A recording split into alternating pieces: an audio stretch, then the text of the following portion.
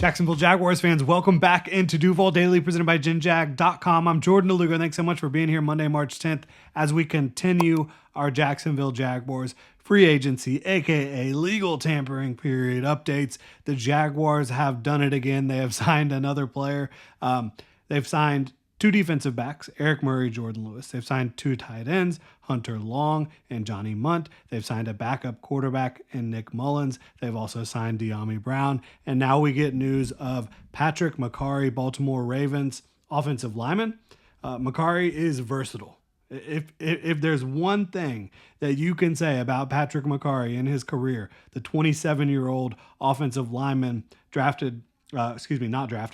undrafted free agent in 2019 with the Baltimore Ravens, has been with the Ravens every year since and has taken at least 384 offensive snaps, blocking snaps in every season since 2019. He has taken reps in games, not just in the preseason or in practice, in games for the Ravens during the regular season or playoffs at left tackle, left guard, center, right guard, and right tackle. Look at this.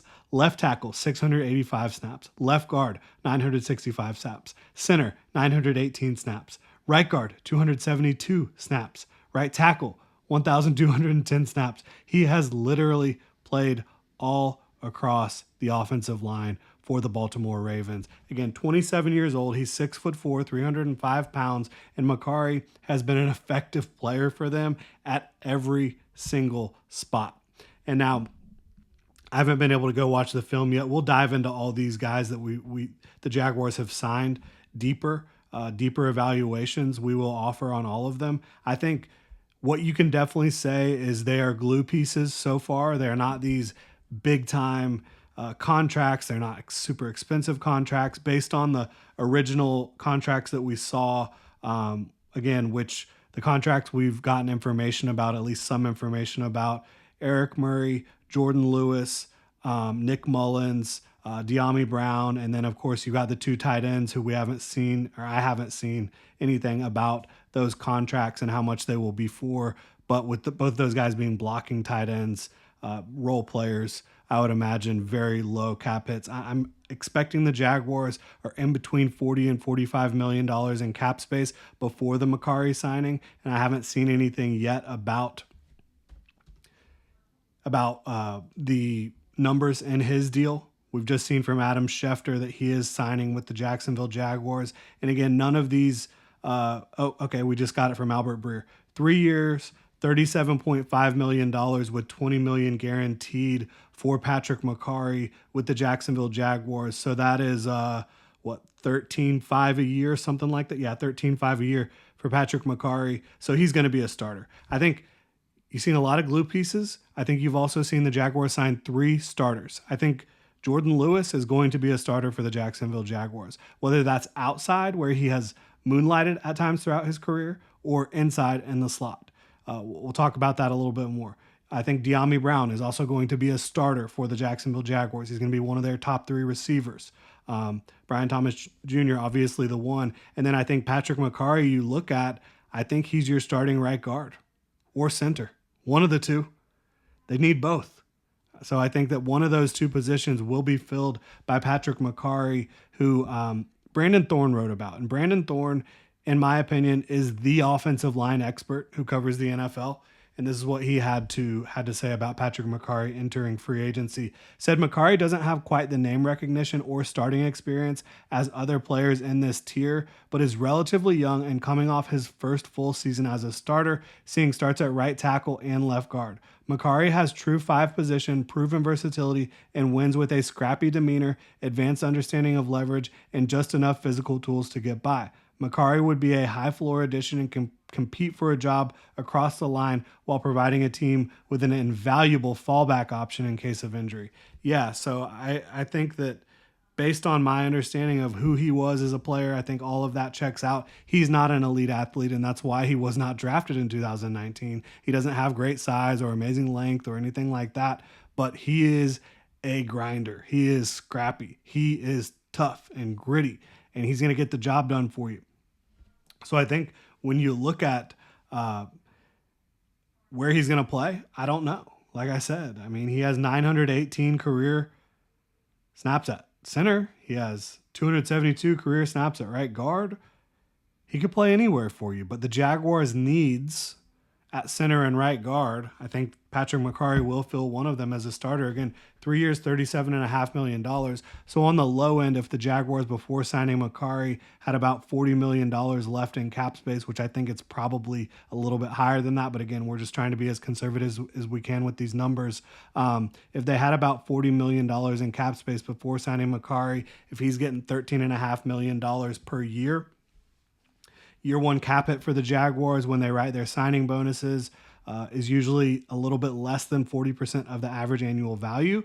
But again, since we're being conservative here with how much space the Jaguars may have left, 13.5 times 0.4 is 5.4. So I think the Jaguars are still above the $35 million mark in free agency. Again, on the conservative side, they could still be above $40 million the way that Shad Khan is willing to write checks and write signing bonuses and basically massage the cap as much as possible. They could still be in that range, but I think the Jaguars have signed 3 starters, Patrick Mekari, who will start on the interior of the offensive line, whether it be at center or right guard, and also, again, be that valuable depth piece, the guy that can come in and play wherever you need him to.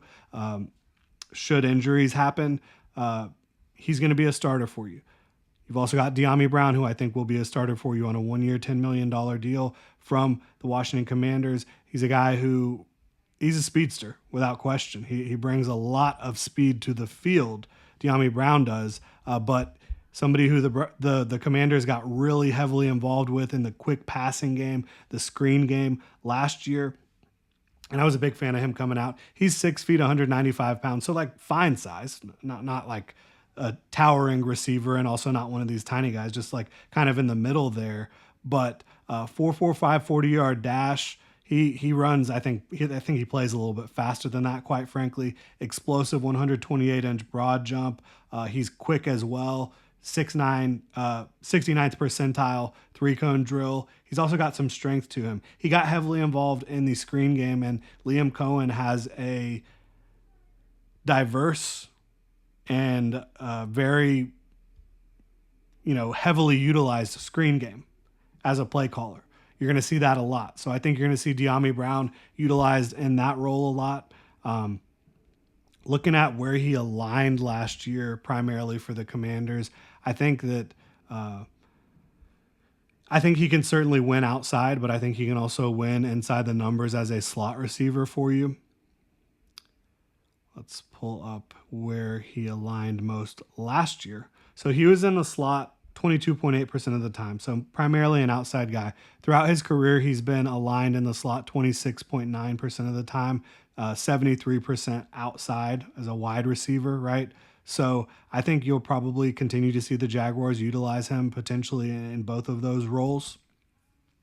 And he's also somebody who last year with that kind of, the Cliff Kingsbury offense, they have a pretty diverse rushing attack, and the Jaguars are going to want to have that as well.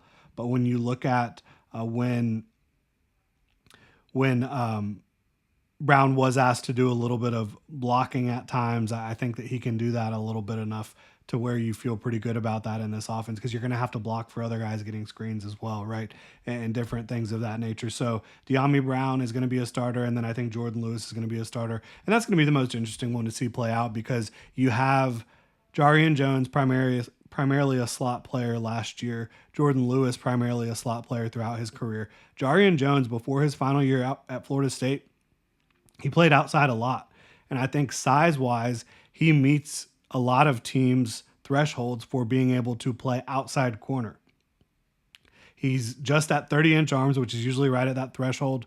And the Jaguars might not care about those thresholds very much anymore at all. But he's explosive. He's fast. He's physical. He has experience outside at the collegiate level. So Jarian Jones might be viewed as a potential starting option outside. They might also view Jordan Lewis as a potential starting option outside. They might say, hey, we're going to get Tyson Campbell, Jordan Lewis, and Jarian Jones on the field, and they're all going to be on the field together, and we'll figure out what makes the most sense for the matchups in a given week, or we get into training camp and we figure out who do we feel more comfortable with outside versus inside. There's a lot of different ways the Jaguars can handle that potentially, but I do think Jordan Lewis, Diami Brown, and Patrick Mekari are now starters for your Jacksonville Jaguars. And the biggest ticket one so far is Patrick Mekari. Again, 3 years, $37.5 million, $13.5 million per year, if that math checks out. And he's been a solid football player for the Ravens for a long time, and he's only 27 years old. I think that he projects as either your starting center or right guard. And playing guard last year exclusively, if you take away the games where he had to start at right tackle, he gave up, 26 pressures in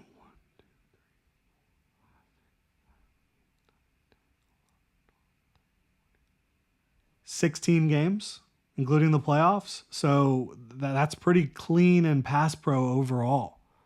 And then he's also a guy that's physical that will help you in the run game as well. So Patrick Mekari, pretty excited about that addition for the Jacksonville Jaguars. Let me know what y'all think in the comment section below. We will continue keeping you up to date on all the Jacksonville Jaguars legal tampering period coverage here. Really appreciate y'all tuning in. If you enjoy the content, please like and subscribe. Y'all have a good one.